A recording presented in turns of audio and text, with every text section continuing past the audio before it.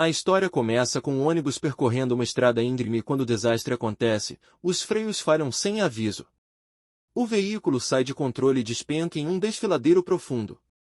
O acidente é catastrófico, tirando a vida de 21 estudantes do segundo ano da escola secundária Midorishino, junto com o professor, o motorista e o guia turístico. A cena muda para uma atmosfera sombria. Uma voz carregada de um tom sinistro tenta acordar alguém.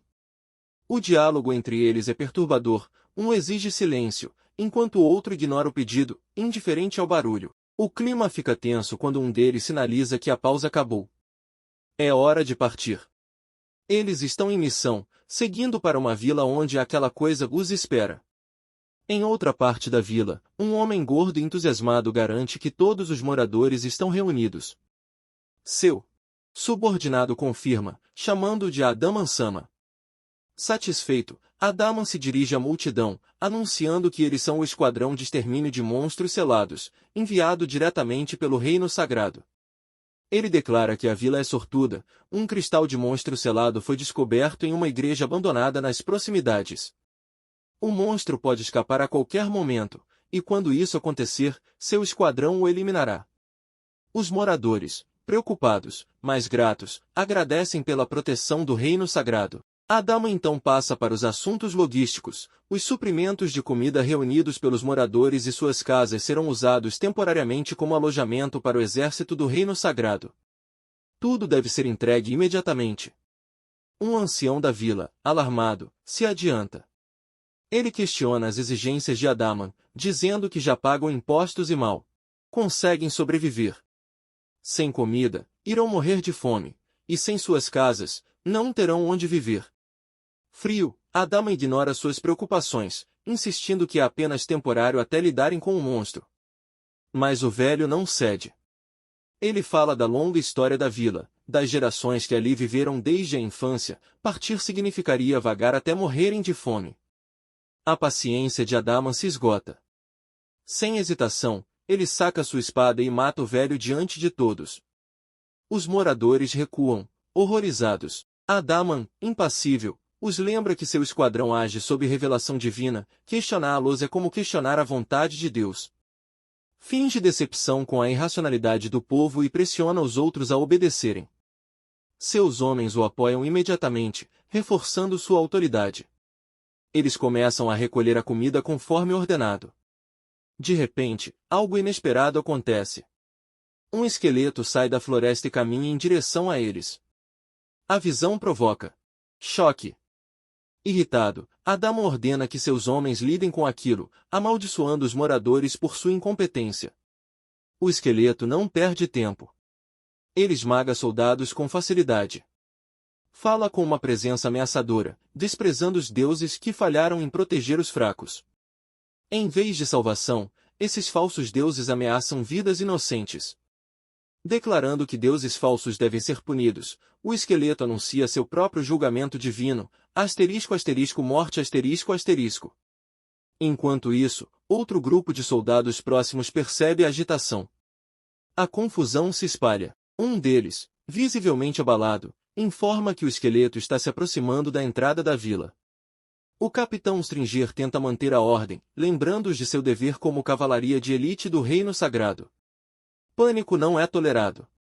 Ele alerta que distúrbios serão severamente punidos e ordena que seus homens investiguem. Um soldado hesita, apontando que não houve movimento vindo das ruínas da igreja, onde o monstro deveria estar selado. Stringer suspeita que o monstro apenas esteja fazendo guarda. Ele também menciona que Adaman é difícil de lidar, insinuando que algo estranho está ocorrendo. Ao chegar à entrada da vila, os soldados sentem algo errado. O chão está coberto por um líquido estranho. Antes que entendam o que está acontecendo, risadas ecoam das sombras. Uma voz monstruosa os provoca, chamando-os de presas. Surge das trevas uma criatura bizarra, semelhante a um inseto. A visão paralisa os soldados, que gritam em desespero. Eles atacam com lanças, mas a criatura zomba. Ela apresenta sua habilidade, **C da guilhotina **, um fio flexível que aperta quanto mais a vítima luta. Os capturados são arrastados para o ninho e sufocados. Divertida, ela olha para o céu, se perguntando como seus aliados estão. Um soldado se recusa a desistir e ataca com uma magia de purificação. O grupo comemora acreditando ter vencido. Mas, antes que respirem, a criatura se prepara para atacar novamente. Enquanto isso, Adama está diante do esqueleto, paralisado. Primeiro, ri da ideia de um simples esqueleto ser ameaça. Em busca de glória, ele o ataca brutalmente, reduzindo-o a pedaços e rindo da vitória. Para ele, isso prova a superioridade dos humanos abençoados por Deus. Monstros selados não são páreo. Mas apesar da vitória aparente, o esqueleto começa a se regenerar. O terror toma conta. O esqueleto se recompõe, impassível. Adaman, frustrado, jura destruí-lo quantas vezes forem necessárias. O esqueleto encara com frieza e diz que não tem interesse. Mãos esqueléticas surgem do chão, atacando Adaman com violência. Ele sente a morte se aproximando, sem entender o que enfrenta. O esqueleto então usa o *** corte da morte imunda ***, apagando Adaman da existência. Virando-se do caos, o esqueleto olha para o céu e comenta sobre a beleza da lua. Para os mortos-vivos, essa noite luminosa é um presságio de vitória para os caçadores da noite. Em outro ponto, o capitão Stringer espera impaciente. Quando questiona sobre os mensageiros, os soldados o ignoram. Decidem apressar o processo usando sua carta na manga, ameaçar as crianças sequestradas. Se os moradores não obedecerem, haverá execuções. Stringer reflete sobre o aumento de aparições de monstros selados. A missão do Reino Sagrado é clara: exterminá-los antes que causem desastres. Os moradores deveriam ser gratos. Curioso, ele se aproxima do cristal do monstro selado. Quando tenta tocá-lo, uma força invisível o empurra. Uma voz furiosa o adverte para não encostar. Atônito, Stringer vê um garoto sorridente e confiante diante dele. Irritado, exige saber quem ele é. Os soldados, desconfiados, perguntam se ele é um morador. O garoto, calmo, afirma que eles devem recuar, aquele território não lhes pertence. Um soldado nota que ele não parece ser da vila. A tensão aumenta. O garoto apenas diz que eles deveriam se preocupar consigo mesmos. Um soldado, furioso, avança para prendê-lo. De repente, o chão treme. Um *** golem gigante *** emerge, lançando os soldados pelos ares. O garoto, agora em cima do golem, dá o comando de ataque. O caos explode. Stringer grita por mudança de formação e ordena ao esquadrão mágico que conjure feitiços de contenção. Antes que terminem, o garoto lança um projétil de pedra, derrubando mais soldados. O golem é imenso demais para conter. O desespero se espalha. Alguns tentam fugir, gritando que armas são inúteis. Stringer, furioso, ordena que parem. O esquadrão mágico usa magia de gelo para imobilizar o golem. Stringer aproveita e o destrói com sua espada. Rindo, ele se gaba da vitória. Mas logo percebe algo estranho. Um monstro bizarro, um globo ocular com tufos de cabelo, o observa sorrindo. Antes que reaja, o garoto o ataca. O corpo de Stringer trava. Os magos o libertam com feitiços, e ele escapa por pouco. O golem e o monstro perguntam ao garoto por que o deixou escapar. Ele diz: friamente para cuidarem dos outros soldados. Stringer percebe que o garoto está aliado aos monstros e o responsabiliza pelos ataques. Deixá-lo escapar não é uma opção. Stringer ativa uma *** bomba de fogo ***, sorrindo ao arremessá-la. É seu trunfo, fingir não ser mago para surpreender. Mas, ao lançar o ataque, percebe que o garoto já se esquivou. A confiança de Stringer desmorona. Aquele ataque não deveria ter falhado Mas falhou. Mina sua mente. Nada faz sentido, mas uma coisa é certa, ele precisa sobreviver. Não vai morrer de novo, não depois de ter voltado à vida. Sua força surpreende os que o observam. O herói o alerta para não perder o controle, mas em seu estado de fúria, o lagarto mal escuta. Tudo o que sabe é que precisa continuar lutando. Determinando a sobreviver. Ele se move ileso. Algo está errado. Tudo deveria ter saído conforme o plano, mas esse garoto está intacto. Sua mente corre. Seria uma bênção? Alguma habilidade desconhecida? O garoto solta o ar casualmente, comentando que o ataque foi perigoso. Ele não esperava que Stringer também pudesse usar magia. Stringer cerra os dentes, a mente fervendo. Nunca viu uma habilidade como essa antes. Mas se ela só permite desviar, ainda há um jeito de vencer. Stringer conjura várias bolas de fogo, pegando o garoto de surpresa. Sem hesitar, se prepara para lançá-las. Sabe que não podem perder tempo, se demorarem demais, os monstros aliados podem intervir, complicando tudo. Inicialmente, ele só queria capturar o garoto, mas se tiver que arrancar um ou dois membros para completar a missão, que assim seja. Enquanto Stringer avança, o golem e o monstro do olho flutuante reagem com preocupação.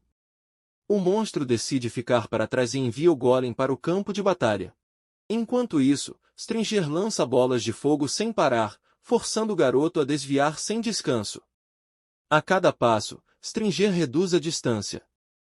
Não há como o garoto continuar evitando os ataques a essa distância. Avançando, Stringer sorri com confiança, certo de que encurralou o garoto. O garoto corre em direção a uma porta, um beco sem saída. O pânico toma conta enquanto ele bate na porta, implorando para que alguém o deixe entrar. Stringer se aproxima com passos calmos, assegurando que não há escapatória dessa vez. Pede desculpas antecipadamente e deixa claro que não permitirá que o garoto fuja novamente. Tomado pelo medo, o garoto treme e implora para que ele fique longe. Stringer tenta tranquilizá-lo, prometendo que ele não morrerá imediatamente. O fogo de sua espada vai cauterizar a ferida, estancando o sangue. Mas, à medida que se aproxima, o garoto continua suplicando, a voz trêmula, e então, num instante, tudo muda. O garoto vira o jogo. Todo aquele pavor era apenas fingimento. Antes que Stringer possa reagir, ele é jogado contra a parede e esfaqueado repetidamente nas costas. O choque toma conta de Stringer. Ele não entende o que acabou de acontecer. O garoto pede desculpas em voz baixa, mas continua a esfaqueá-lo. Rangendo os dentes, Stringer reúne suas últimas forças, canaliza seu poder e desfere um soco brutal, lançando o garoto para longe. Ofegante, ele se recompõe, encarando o garoto com fúria e confusão. Exige saber de que lado ele está. Está do lado dos monstros? Quem é ele? Qual o seu verdadeiro objetivo? Antes que tenha uma resposta, uma sombra gigantesca se ergue sobre ele. O golem chegou. Stringer mal tem tempo de reagir antes de um punho colossal esmagá-lo contra o chão. O garoto se vira para o golem, elogiando sua pontualidade. O golem parece se orgulhar do elogio. A batalha acabou. O jovem, suposto inimigo, é ninguém menos que o protagonista. Os monstros que lutaram ao seu lado são seus colegas de classe. Conforme a poeira baixa, um grupo de pessoas se aproxima, os olhos cheios de respeito. Curioso, o herói os encara. Seu colega de classe esquelético explica que são aldeões. Ele havia dito que não precisavam agradecer, mas insistiram em expressar sua gratidão por terem sido salvos por um cavaleiro.